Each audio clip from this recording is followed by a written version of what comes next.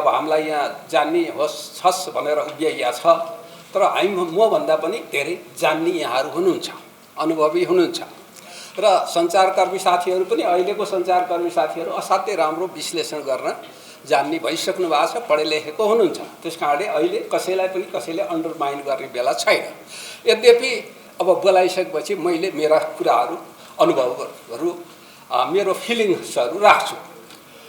सबभन्दा पहिला त बजेट आयो, आउनु पर्ने जेठ 15 गते बजेट आयो। बजेट आउँदाखेरि हामी कहाँ के चलन छ भन्दा बजेट वास्तवमा फेयर बजेट आउनुपर्छ, तर बजेट धेरै जसो पपुलर बजेट आउँछ। यो बजेट पनि अलिकति परम्परा धानेको, अलिकति पपुलर, कता कता फेयर गर्न पनि खोजेको बजेट आएको छ।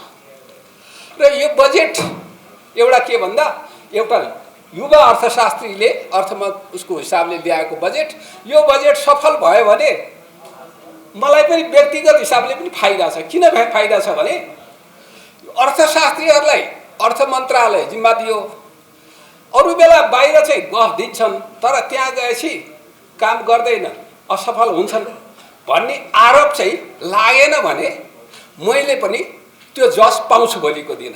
मलाई पनि अलि मान्छेले अर्थशास्त्रीको हिसाबले, अर्थशास्त्रको विद्यार्थीको हिसाबले अलिक बढी पत्याउलान् जस्तो लाग्छ। अब बजेट आयो, मैले बजेट आउँदाखेरि चाहिँ अलिक म बढी उत्साहित थिएँ। बजेट चाहिँ अलिक फरक ढङ्गले, फरक दृष्टिकोणबाट आउला भनेर। बजेट भनेको खास गरी साइजमा भन्दा पनि त्यसले लिन खोजेका कार्यक्रम, नीति, कार्यक्रम, कार्ययोजना, विनियोजनको साङ्गोपाङ्गो संरचनाले ठुलो काम गर्छ बजेटमा। त्यो दृष्टिकोणबाट र बजेट आउँदाखेरि बजेट भनेको त्यो आफै कार्यान्वयन हुने होइन। बजेट वक्तव्य जुन पढिन्छ त्यो आफै कार्यान्वयन हुँदैन, त्यसलाई त आर्थिक ऐन र विनियोजन ऐन मूलत कसरी आयो, विनियोजन ऐन भित्रका अनुसूचीहरू, कार्यक्रमहरू कसरी आयो भन्ने प्रमुख कुरा हो। अब बजेटले चाहिँ के भन्ने भने राजनीतिक दर्शन यो बजेटको के हो, नीतिगत दिशा के हो, गन्तव्य के हो भन्ने कुरा स्पष्ट पार्नुपर्छ। यो बजेटमा चाहिँ मलाई राम्रा कुराहरू हुँदाहुँदै पनि एउटा दुईटा कुरा म त्यो संरचनागत हिसाबले खड्केको कुरा गर्छु। यो बजेट मैले उल्टाएर पढेँ, सुनेवाले पढाएको, तर यो बजेटले को उद्देश्य के त?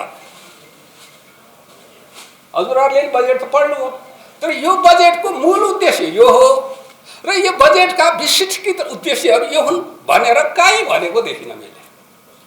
एक दोस्रो कुरा, अब यो उद्देश्य हासिल गर्ने सिलसिलामा प्रमुख क्षेत्रहरू यही हुन् त। अब प्राथमिकताका क्षेत्र यही हुन्। त्यसकारणले बजेटको नीतिगत व्यवस्था गर्दा, कर सम्बन्धी व्यवस्था गर्दा र अन्य सम्बन्धी व्यवस्था गर्दाखेरि प्राथमिकता यो क्षेत्रलाई यसरी दिएका छौँ भनेर प्राथमिकताको क्षेत्र यसले स्पष्ट ढङ्गले किटान गर्न सकेन।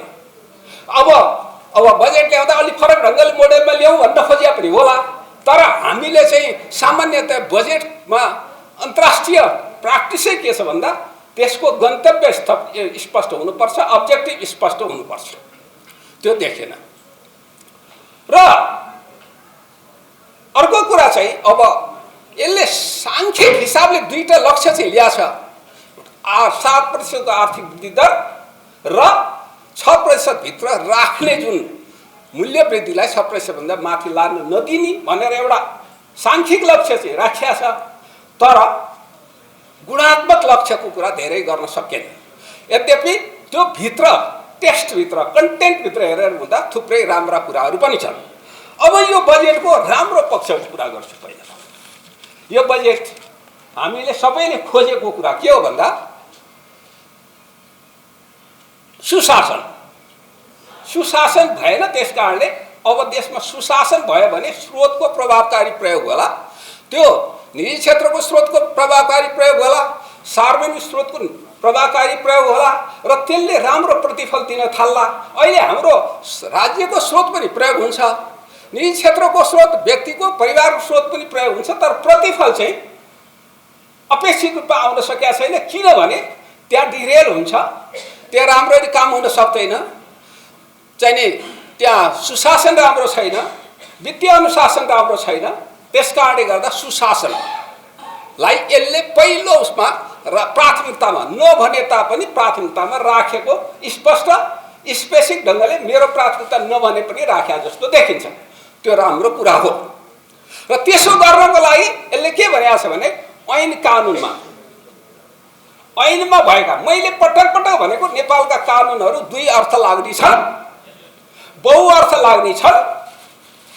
न्यायाधीशले एउटा व्याख्या गर्नुहुन्छ, वकिलले अर्को व्याख्या, प्रशासकले अर्को व्याख्या, आम जनताले अर्को ढङ्ग हेर्ने त्यो छन्।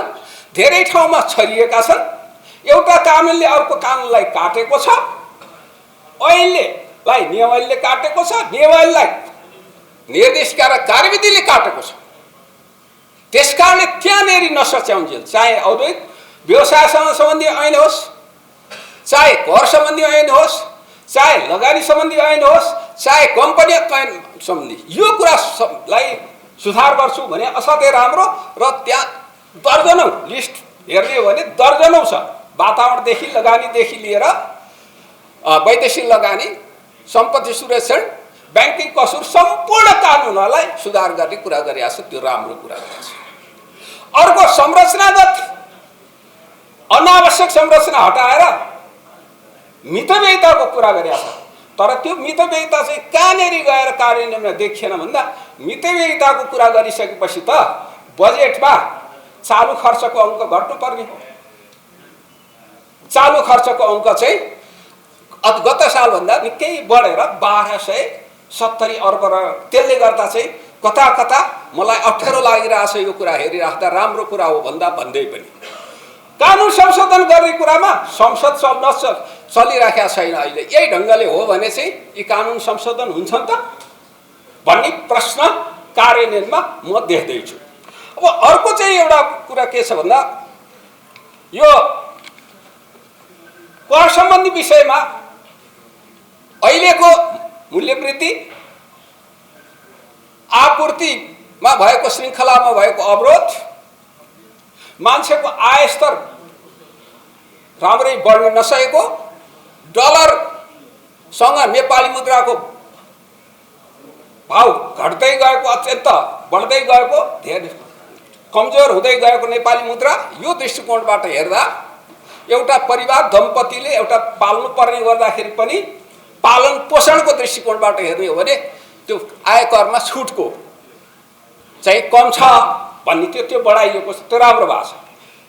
तर एउटा कुरा त्यहाँ अझ गरिदिए भए के राम्रो हुन्थ्यो भने 1% जुन कर लाग्छ नि, त्यो एउटा मजदुरले दिनमा 1000 कमायो भने पनि त्यसलाई 1% कर लाग्छ। संस्थागत ठाउँबाट भुताली लियो भने 1000 कर लाग्छ। त्यो चाहिँ हटाइदिएको भए तल्लो त्योले अलिकति राहत पाउँथ्यो। अर्को भन्सारका तहहरू घटाइएको छ, 11 7 गराइएको छ। त्यो राम्रो कुरा गरेको छ। अन्तशुल्कमा हामी डिरेल भएर गएका थियौँ भन्न त अघि चाहिँ नि हाम्रो पूर्व अर्थमन्त्रीहरू दुईजनाले भन्नुभएको छ है, हामी चाहिँ WTO मा चाहिँ भन्सार दर घटाउनु पर्यो भनेपछि त्यसको क्षतिपूर्ति कहाँबाट ल्याउने? WTO को कारणले गर्दा हामी राजस्वमा लुज गर्यौँ। त्यो क्षतिपूर्ति लिन चाहिँ गृह कार्य गरेनौँ। उति बेलादेखि नै हामी कहाँ गयौँ भन्दा अन्य ठाउँमा अन्तशुल्क लगाएर त्यो हामीले त्यति बेला 1990 को दशकमा भने भन्दा ठिक विपरीत अन्तशुल्कको सूची बढाएर लगाएको थियो। त्यो घटाएको, त्यो ठिकै हो। तर अहिले फेरि अर्को कुरा के भयो भन्दा 12वटा शुल्क लाग्दो रहेछ। अहिलेको आर्थिक ऐन हेर्दा 3टा शुल्क त यसै अहिले थपेछ, 4वटा शुल्क, 12वटा शुल्क लाग्दो रहेछ। 8वटा कर तिर्नु पर्दछ। 12 8 20 भयो। यो 2टा दस्तुर 22 भयो। एउटा रोयल्टी गरेर हामी कतिवटा करहरू तिर्नु पर्ने, कतिवटा शुल्क तिर्नु पर्ने। अनि हामीले के गर्यौँ भने यसपालि त भन्सारको उद्योगिक व्यवसायी साथीहरू हुनुहुन्छ, यहाँहरूलाई थाहा छ, भन्सारको नयाँ भन्सार खडा गरियो। उत्पादन संरक्षण शुल्क भनेर र स्वेच्छा पूर्वाधार लगानी शुल्क भनेर भनेको भन्सार बिन्दुमै लिनेको नाम चाहिँ अर्को राखेर भन्सारै लगाइएको छ। त्यस कारणले भन्सारलाई विविधीकरण गरियो, यो ठिक थियो कि थिएन